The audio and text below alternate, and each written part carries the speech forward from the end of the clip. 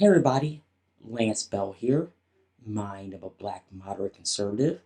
I want to remind everybody to like, share, subscribe, all those good things make this channel possible. But I'm going to do a little bit something different tonight. I'm going to do a reaction video. Now, people who watch me since the beginning, I don't really do reaction videos, but I wanted to talk about this one because we're going to talk about the YouTuber Gothix. Now, I saw her today finally. Maybe because YouTube is being screwy right now. And I should have picked her up a while ago. But we're going to talk about her. Now, she did a video called Dear Black America. Now, I pulled her page up for a reason. Because, number one, I want her to click. Number two, I'm going to talk about this blow by blow. So we're going to watch this all the way through, and I'm going to talk about this and see what everybody says. So let's begin. Dear Black America, there are a few things that have been on my mind lately, so I'm writing this letter in the hopes that this video will spark a larger conversation on Black American culture and how I personally believe plays a significant role in the degradation of the Black experience. That being said, I have some observations that I'd like to share with all of you.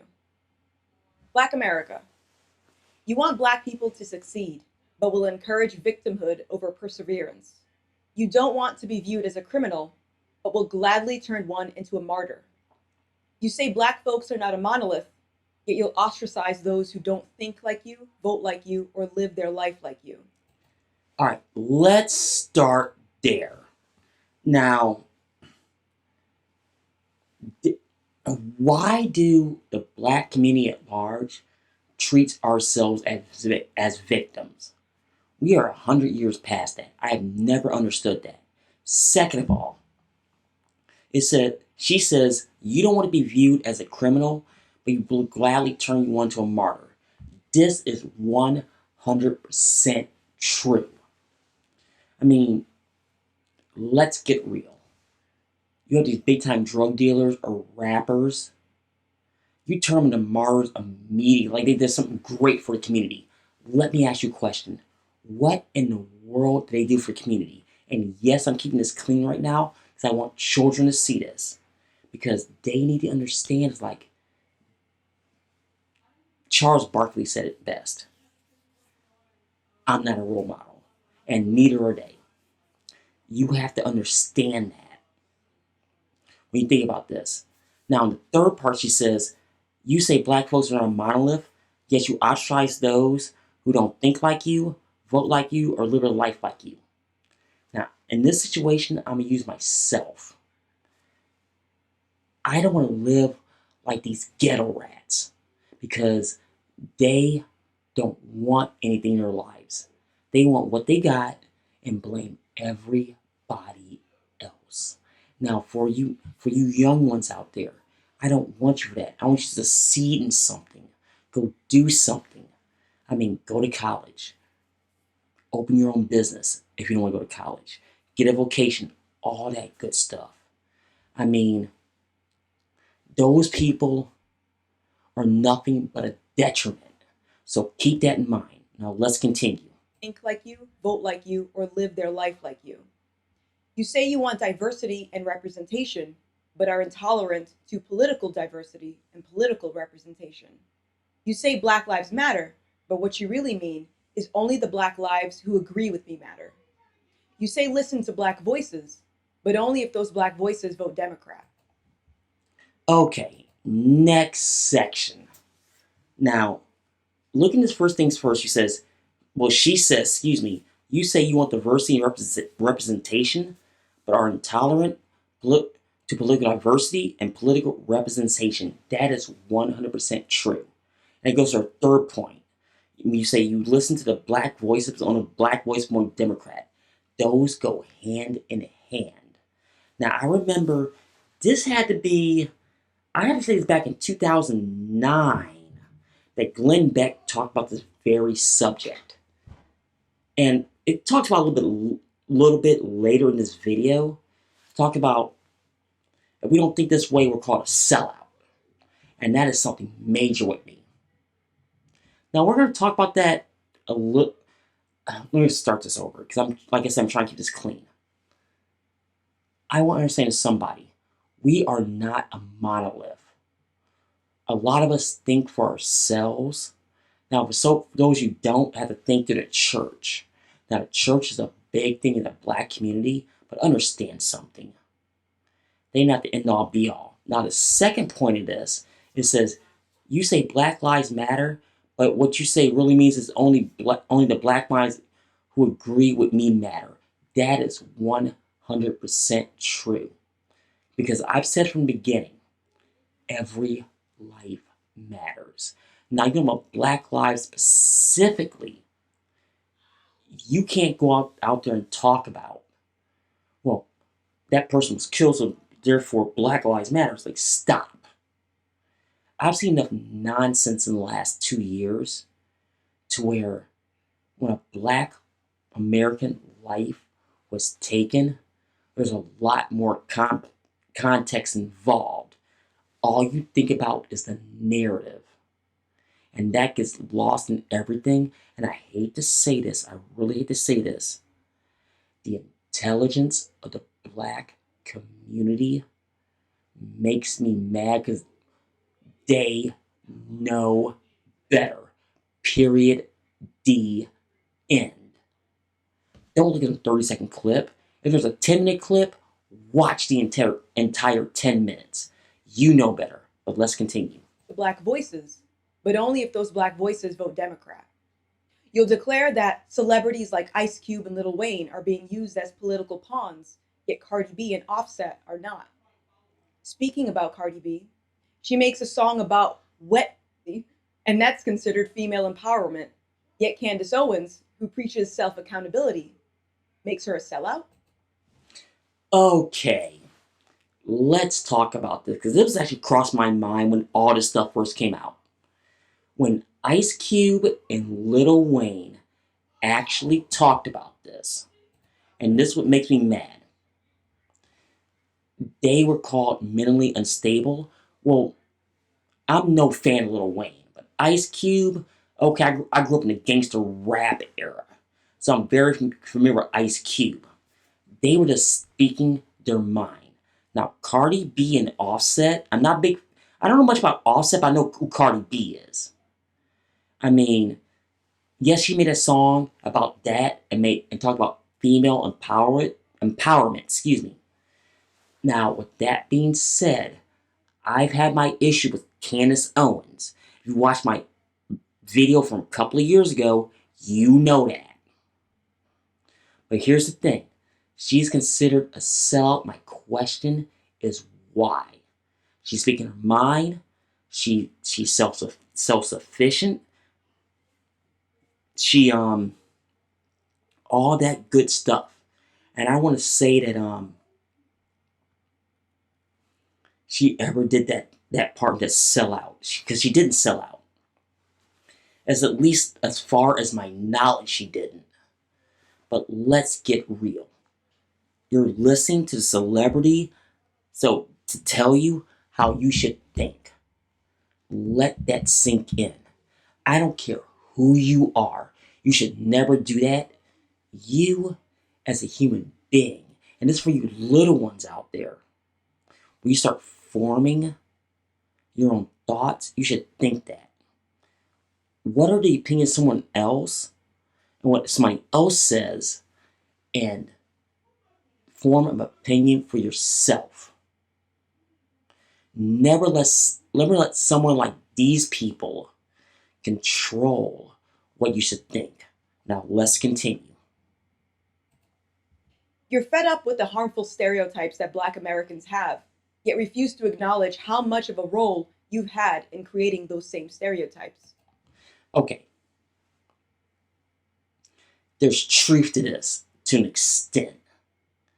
When she said you're fed up with the harmful stereotypes that black Americans have, yet she's acknowledged how much of a role you had in those stereotypes, that is technically true. Because we as Black Americans, listen to that. So we create our own stereotypes. So that part is correct. However,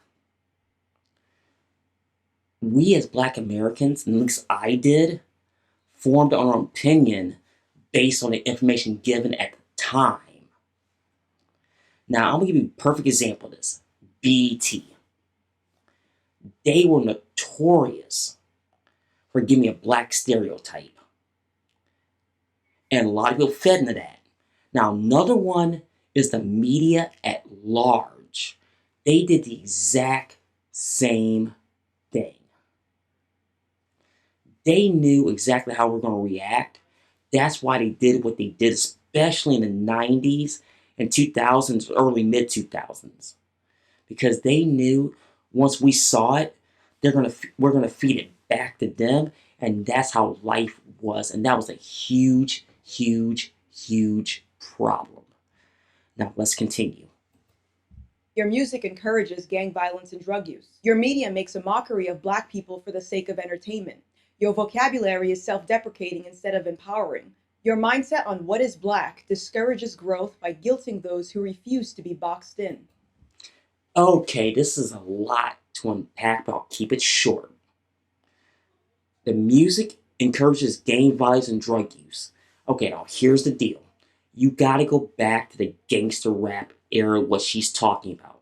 And Gothix, you are, I don't know, okay, let me start this over. Gothix. I'm not sure how old you are, but I'm old enough to remember the gangster rap era. Yes, I'm that old. But you're 100% correct in that, and Black Americans thought that's how life worked. Now, you also say your media makes a mockery of black people for the sake of entertainment. 100% true. Because I've seen it throughout. Start looking at videos, videos for movies, and start breaking them down frame by frame. You will see that. Now, next part is your vocabulary itself is the decapitating. I pronounced that wrong. I apologize. Sit up, empowering, trap, ratchet, etc. You know what? I've been accused of being too proper, too white, too specific. I can't even say it. Too proper, too white, too sophisticated, and a complete and total sellout. And you know what? I'll take that with a badge of honor because at least I know how to talk. And that Ebonics nonsense in the mid 90s, get out of here with that. Now, the third part says your mind says, what is black discourages growth by going to those that refuse to be boxed in. 100% correct. What about the ones who wants to be the business owner, or myself, an artist, or a politician? Forget athletes or celebrities. Forget those two. You know, what do they want to do something with their lives? And they want to be the best they can be. They should be boxed in by what you think? Come on. I'm sorry that you can't get on your own mental trap. I'm sorry. That should never, ever, ever happen. Now let's continue. You say you want racism to end, but will openly be racist towards others because you've convinced yourself that your circumstances give you a free pass to do so. You talk about black empowerment, but will use difference of opinion to justify calling another black person a coon or a house nigger. Okay. Now here we're starting to get to the meat. Now, I've seen the videos saying that black people can't be racist.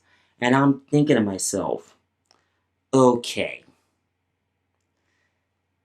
as much as people can't stand him, Chris Rock actually did this. If you go back to his album Roll with the New, he actually talked about the specific subject.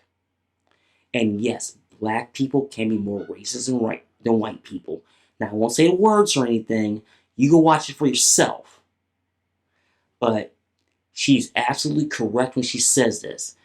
Black people think they get a free pass because they throw the N word around like it's water. I got big, huge issues with that. Don't call somebody else that word when you're throwing around yourself. And young people, please understand something. That is very derogatory. Don't use it. Don't try to use it. Don't try to use it in context, out of context. Please just don't use it. Now, in the second part, she talks about, you talk about black empowerment, but you use difference of opinion to justify calling another person blank and blank. That is an intelligence issue. If they really applied themselves just to the little extent, this topic would not be a discussion. Trust me on that. If you really think that they want to do that, no. It's intimidation and fear because they know that they have something they don't have, and that's this up here. They apply themselves where they never did. So always have that in mind. Let's continue. You talk about setting black people up for success, but will lower the bar with affirmative action. You talk about being kings and queens, but will push for bullshit programs like critical race theory that reaffirms white people will always have an advantage over you, thus crippling your self confidence, destroying your self worth, and brainwashing black youth to believe that there will always be a cap on their success. Okay, let's get something straight.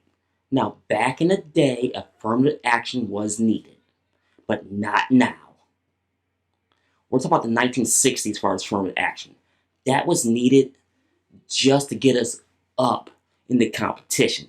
Because back then, the way it was set up, we had no chance. Now, the second part, you talk about being kings and queens, but will push for programs like critical race theory that reaffirms white people will always have an advantage over you, just thus tripling your self-confidence, destroying your self-worth, and brainwashing black youth believe they're always be capped in their success.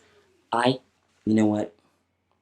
If you really believe that, you're weaker than you think you are. And I say this, and I say this in the nicest way. If you really believe that you're held down by that, my advice to you is to walk into your local washroom or restroom or bathroom, whatever you want to call it, and look in the mirror. You're only capped by yourself. So never believe that. There's nothing about privilege or anything like that. You can be anything you want. Now, granted, there's special circumstances where that statement that she says is right, but less than 1%. Let's get real. Let's continue. How can anyone persevere in this type of environment? You say black people are being exterminated, but refuse to acknowledge the astronomical rates at which black men are killing each other. You would rather focus on how an officer reacted rather than the choices someone made to put themselves in that position to begin with. Instead of encouraging self ownership, you make excuses for every aspect of someone's life. Okay, let's say something right now. Now I know you guys are over on the main screen, so I'm just scrolling around, keep the video from not skipping. But I'm gonna say this. It says you black people are being exterminated but refuse to acknowledge the external race of black men are killing each other. That is 100% true. Look at local, state, FBI, it does not matter. We are killing each other at an astronomical rate. But the black community refused to talk about it. And I'm still trying to bog my head why. And maybe because it's why they don't admit the facts that we're killing each other. And that should never ever happen. Now, in the second part, is like we rather focus on how officers reacted rather than the choice of someone putting themselves in that position to begin with. Okay. When you look at the cases here in the last couple of years, I can only think of a couple to where the authorities were in the wrong. A lot of it was the person who got killed themselves. Now, I know I'm going to take a lot of heat on this video, but like I said earlier, if you're going to look at that situation, watch the entire video, read the reports, read the eyewitness accounts, see exactly what happened and form your own opinion. Now it says that instead of encouraging self ownership, you make excuses for every aspect of someone else's life. That is 100% true. I'm a business owner. I bust my hump every day. But I see people out there on the street right now, people I grew up with, blaming everyone else but themselves because they don't want to take responsibility for their own actions. And that's what makes me mad. Let's continue. You make excuses for every aspect of someone's life.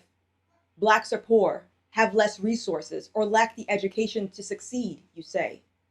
But you'll completely discredit the many black immigrants who continue to succeed in this country despite having less favorable circumstances than you. Okay, let's talk about that for a second. Especially the second part. She says, but you completely discredit many black immigrants who continue to succeed in this country despite having less favorable circumstances than you. 100% true. I met several African and Caribbean immigrants that has way more success. Now, say what you want, how you got there, and how they work the laws, but they are way more successful. Now, I know black Americans right now that make a lot of money either doing hair, cooking plates, cutting hair on the side. Now, those three segments do very well, or they do as a side hustle. But people like me, or when somebody wants to open me with a media company, somebody else wants to do something else, we bust our hump to get where we're at, and we will continue working. So keep that in mind. Let's continue. Is racism truly the driving force behind inequality? Or is it the lack of self ownership, the lack of resilience, and the lack of perseverance? The world is a terrible place, and we both know that racism is never going away. But is adopting victimhood really the solution to all of life's problems? Now, answer your last question first. The answer is no. Victimhood is not the answer. That is an excuse, meaning that you're looking for reasons not to better yourself. Now, is the world a terrible place? Absolutely. No qualms on me about that because things happen around the world where bad things happen to good people. So you gotta keep that in mind. Now, or is it lack of self ownership, lack of resilience, or lack of preventions? I know I pronounced that last part wrong. I apologize.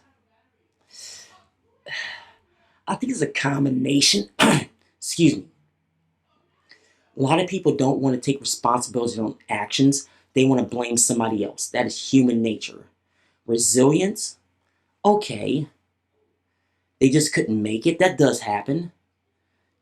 Perseverance, nah, it's debatable, but like in this context, they just don't want nothing to do with the quote unquote blame because sometimes you just gotta blame this guy, number one, for your actions. Now, is racism truly driving the force behind inequality in this country? No. Racism is a crutch. And I've said that for a long, long, long time. Yes, there are racists in this country, I agree. But let's get real. It's not as big what the media says. Let's continue. I know that I'll be accused of having self hatred or being anti black because I'm pointing out the flaws within our culture. But on the contrary, I believe what I'm saying is a form of love. Anything of value needs to be maintained, and maintenance involves addressing the areas that need to be improved. Would you rather someone smile while lying to your face, or would you rather hear the truth despite how much it hurts? The first step towards fixing a problem is to acknowledge that there is, in fact, a problem. Okay, let's talk about this because this video is almost over. I would have someone tell me the truth in my face. Don't be two-faced about it. Don't send anybody else. That's a real turnoff. That means you don't have them to tell me. Now, the first step towards fixing a problem is acknowledging that there is, in fact, a problem. That is the Alcoholics Anonymous way of thinking, and it's so correct. We have to acknowledge as a community there's a problem. The problem is the leadership itself in the black community don't want to acknowledge this problem. And that's just sad. Really, really sad. And I still can't to this day understand why. So hold on. So, Black America, how do we fix this? So, she's asking Black America this question in Gothix. I want to thank you for asking this question because there's a lot to fix. Now, number one, it starts in the community itself. And I'm talking about in the black community, the elders, the church, people on the street. It's a community thing. And and nothing starts until that happens. Let's get real. We need to get the community itself to say, you know what, enough. Number two, the media. The media needs to stop doing this. And I'm not just talking about the mainstream media either. I'm talking about the black media. I'm talking about the music industry, the movie industry. I'm talking about across the board. We need to stop this. And yes, I know there's black empowerment movies out there, but they're squashed because we're considered sellouts. That one word, that other word, like I said, I'm not going to say what they are because I want to gear towards children. Because I want you, our young ones, to understand what I'm saying and what you want to do in your life. Saying, you know what? I'm not going to listen to all that. I'm going to forge my own path, set my own steel, all of that. Number three, us. You, me, everybody else. We need to take a long look in the mirror, say, you know what? I'm the only person that's going to fix this, not anybody else. So once you do that, you can forge. Okay, the way I do it is you need ideas. Then you need a plan. You need an idea to execute that plan. And all of that you need. So you know what? That could and possibly work. I'm doing it right now. We can make ourselves so much better. Instead of being 13% of the population with 50% of the crime, we don't need to be victim blaming. We don't need other people to tell us how. We don't need the other side to tell us how they need we need them or vice versa. We can do this. Well, folks, I'm gonna get off here. I know it's a little long-winded for a normal video of mine. Remember to like, rate, like, share, subscribe, like, share, subscribe, donate, all those good things. Now, I'm gonna put a link below for Gothix in this video so you know who she is. But I want to thank her for doing this video. And I'm 2 months late. Once again, my name is Lance Bell, Mind of a Black Moderate Conservative.